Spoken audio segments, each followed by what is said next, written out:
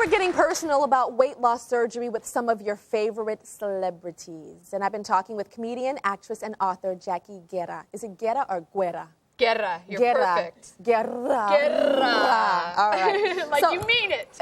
Jackie, I know that you went through a lot of things to lose weight. I listed it in the tape package earlier. Take me through some of those things, the ones that stand out the most to you. Well, I definitely was a professional dieter. I have done everything. You name a diet, I've done it. I did Atkins, I did Lindora, I did Jenny Craig, I did Nutrisystem. What's the one? I heard that you did one where you inject pregnant women's urine into your body. What's more attractive than injecting the hormone from a pregnant woman's urine? H-O-T caliente. Yeah, I mean, I definitely, I did that. I did the cabbage soup diet where you smell like... I still want to go back to the pregnancy urine. I don't understand. So a pregnant woman would pee in a cup, and then they extract stuff out of it and put it in a syringe and have you inject it in your booty? Something like that, yeah. Oh, yeah, right in the booty. It was the hormone extracted from the urine of a pregnant woman.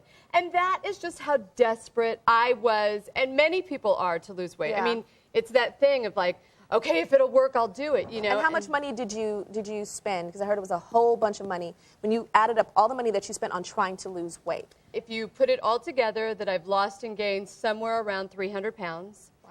And that if you add all the money together for diets and trainers and gyms and nutritionists and doctors and the pregnancy pee. And the pregnancy pee, that it's about $200,000 to $250,000 from 8 to 33. Wouldn't you like to have that money?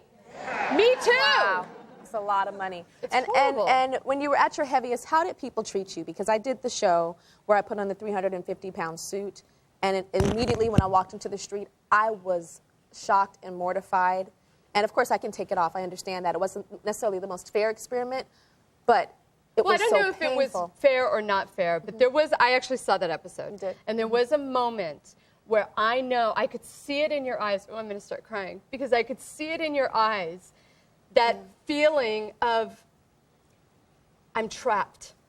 I'm a person inside of this body. And, you know, don't look at this body and think you know everything about this person. This is a woman with a heart and a head and dreams and passion. So when you were watching me, did you feel like you've experienced that? Oh, have people laughed in your face and said things to your face as if you weren't human? Because that's what was happening to me. You know, just because you're overweight doesn't mean you're also deaf. I can hear. You know, I could hear the comments and I could see the looks in people's faces. And I think that, you know, one of the great things about doing a show like this and doing the show in the fat suit is that, you know, we have to retrain ourselves of the way we treat overweight people. That's why I did the show. I mean, it's horrible. That's why I did the show. If you're fat and you're being mean to yourself, knock it off. And if you're not fat and you're sitting around judging people who are, well, then you're ugly. You may not be fat, but you're ugly. My mom says there's a lot of ugly people in the world. My mom always says that. Ugly. So what was the moment that made you decide that you wanted gastric bypass? Well, what was that moment? When I decided to have the surgery, after doing a lot of research, the day of the surgery, there's a lot of preparation that has to go into it, and you've got to do your research. And there's a lot of great information out there, places like obesityhelp.com, and my book has a lot of great information, but you've got to do your research. When I got there, I was very ready. I saw in your intro that you talked about my Last Supper, and I did. I invited friends over to have my Last Supper for my last big meal, but what was amazing to me, how I knew I was really ready to do this, was I had no desire to eat.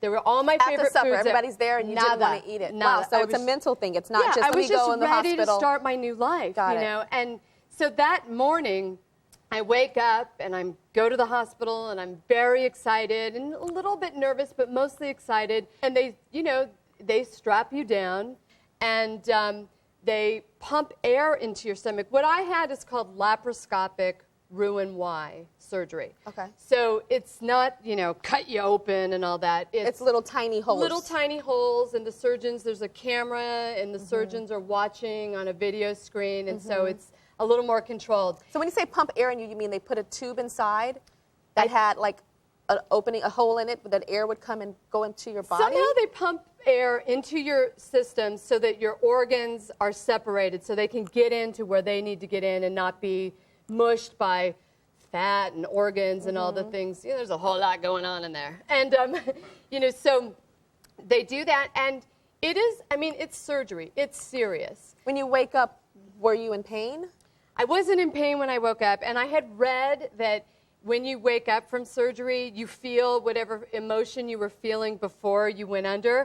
So I was like determined to be laughing and having a good time. And so, you know, when they got me strapped down and the IV is in and they're about to put the mask on me, I said to everybody in the room, the doctors and everybody, I'm like, I want to see some rump shaking and some dancing in this room because I want to be laughing and smiling and having a good time. So were you when you woke up?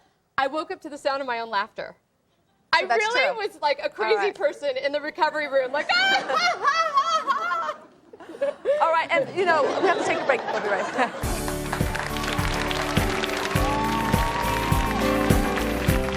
Up next, a very, very special celebrity surprise. She's here. Shut up! She's here.